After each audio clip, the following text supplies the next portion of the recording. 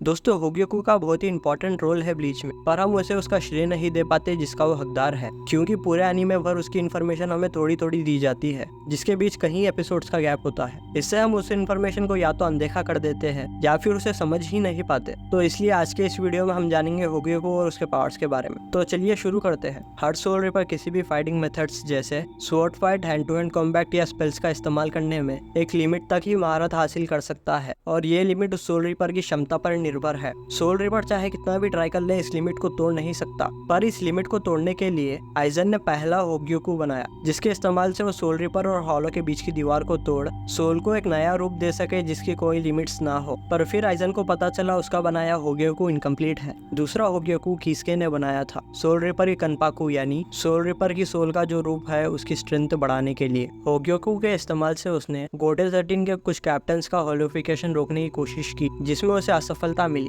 क्योंकि उसका बनाया होग्योकू भी इनकम्प्लीट था। पर किसी कारण उसे होग्योकू की पावर्स बहुत ही जानलेवा लगी, इसलिए उसने उसे डिस्ट्रॉय करने की कोशिश की, पर वो ऐसा नहीं कर पाया। तब उसने होग्योकू को सील किया और एक गीगाई में छुपा दिया। बाद में उस गीगाई को रुकिया को इस्तेमाल करने के लिए दे दिया, जिससे होग्योकू रुकिया की सोल से अटैच हो जाता है। सोल सोसाइटी में आइजन रुकिया की सोल से होग्योकू को निकालकर अपने बनाए होग्योकू के साथ मिला देता है। उसके ऐसा करने से दोनों होग्योकू जो पहले इनकम्प्लीट थे वो एक सिंगल कंप्लीट होग्योकू में बदल गया। वेकोमुंडो में आइजन उकियोरा को होग्योकू का एक सीक्रेट बताता है जिसके बारे में किसके भी नहीं जानता, और वो सीक्रेट है कि जब होग्योकू इनएक्टिव हो तब उसकी सील निकालकर उसे किसी ऐसे शख्स से जोड़ा जाए जिसकी स्पिरिचुअल एनर्जी किसी भी कैप्टन से दुगनी हो, तो थोड़े समय के लिए होग्योकू अपनी पूरी पावर रिलीज करता है। इतना कहकर आइजन होग्योकू से सील हटाकर उसे खुद से जोड़ लेता है, जिससे होग्योकू अपनी पूरी पावर रिलीज करता है, और उस पावर से आइजन एक हॉलो को अलंकार में विकसित करता है जिसका नाम वंडर वाइज होता है। किसके और ईशिन से लड़ने के दौरान आइजन की सोल रिपर पावर्स कम पड़ने लगती है। तब आइजन की बॉडी से अटैच होग्योकू उसकी बॉडी में चेंजेस लाना शुरू कर देता है, और आइजन ईशिन को बताता है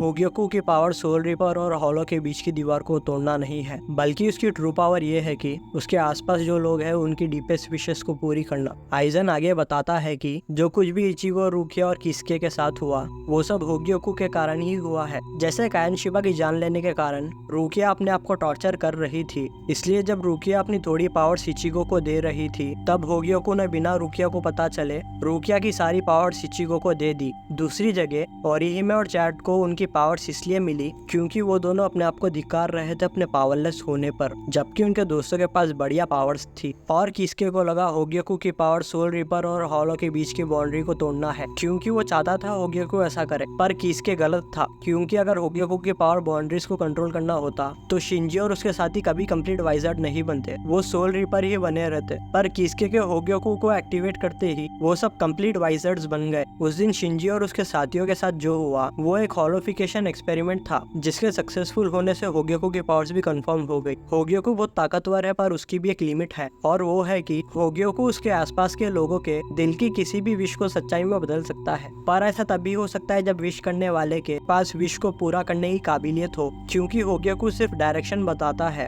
जिस पर चलकर इंसान अपनी विश पूरी कर सकता है। अब दोस्तों कंफ्यूज करने वाली बात यह है कि अगर होग्योकू की पावर लोगों के डीपेस्ट विशेस को पूरी करना है तो तब भी किसके की जो विश थी होग्योकू का बाउंड्रीज को कंट्रोल कर शिंजी और बाकी लोग को वापस सोल रिपर बनाना, ये विश पूरी क्यों नहीं हुई? तो इसका जवाब है किसके चाहता तो था उसके साथियों को वापस सोल रिपर बनाकर उनकी जान बचाए, पर सबसे ज्यादा चाहता था सबकी जान बच जाए। तो जैसे आइजन ने होग्योकू के लिमिट्स के बारे में बताया, इंसान की एबिलिटीज का अहम रोल है विश को पूरा करने में। तो इससे मुझे ये लगता है कि शिंजी और बाकी लोग का शरीर होग्योकू की मदद से भी हॉलोफिकेशन प्रोसेस को रिवर्स नहीं कर पा रहा था, और अगर हॉलोफिकेशन प्रोसेस फेल हो जाता तो सब मारे जाते। इसलिए जब किसके ने होग्योकू एक्टिवेट किया तो होग्योकू ने सबकी जान बचाने के लिए हॉलोफिकेशन प्रोसेस को सक्सेसफुल बनाया, क्योंकि किसके की डीपेस्ट विश थी उन सबकी जान बचाना। अब बात करते हैं जब होग्योकू फाइनली आइजन के थॉट समझने लगता है, जो ईशिन और किसके के आइजन से लड़ने के दौरान होता है। आइजन ईशिन को बताता है कि होग्योकू का अपना खुद का दिमाग है, और होग्योकू ने आइजन को अपना मास्टर मान लिया है, और जैसे जैसे सब लोग मिलकर आइजन को हराने की कोशिश करते हैं तब तब होग्योकू आइजन को एक नया रूप देता है। बाद में जब गीन आइजन को धोखा देकर होग्योकू को लेकर भाग जाता है तो फिर भी आइजन को होग्योकू की लोकेशन पता चल जाती है, और होग्योकू अपने आप ही उससे वापस अटैच हो जाता है। जब इचिगो और आइजन के बीच फाइनल बैटल होता है और इचिगो उस पर भारी पड़ता है तब होग्योकू आइजन को एक अल्टीमेट रूप देता है जो बहुत शक्तिशाली होता है। पर इचिगो के फाइनल गेट्सुगा टेंशो से वो हार जाता है, जिसके बाद आइजन की ज़नपाक्टो टूटकर गायब होने लगती है, जिसे देख आइजन को लगता है होग्योकू उसे और भी ज्यादा ताकतवर रूप देने वाला है जिसमें उसे ज़नपाक्टो की आवश्यकता भी नहीं होगी। पर होता यह है कि होग्योकू उसे वापस सोल रीपर फॉर्म में ला रहा होता है, क्योंकि इचिगो से लड़ने के दौरान आइजन ने देखा कि इचिगो भी उसके जितना ताकतवर है। तो जो अकेलापन आइजन ने अतीत में अनुभव किया था सबसे ताकतवर होने के कारण, वो इचिगो से लड़ते हुए कुछ समय के लिए दूर हो गया और अनजाने में आइजन के दिल के किसी कोने में ये विश जागी कि वो अब एक आम सोल रीपर बन के रहना चाहता है, जिससे उसका अकेलापन दूर हो, और होग्योकू ने ये विश पूरी कर दी। तो ये है दोस्तों होग्योकू और उसकी ट्रू पावर। आशा करता हूँ आपको आज का वीडियो पसंद आया।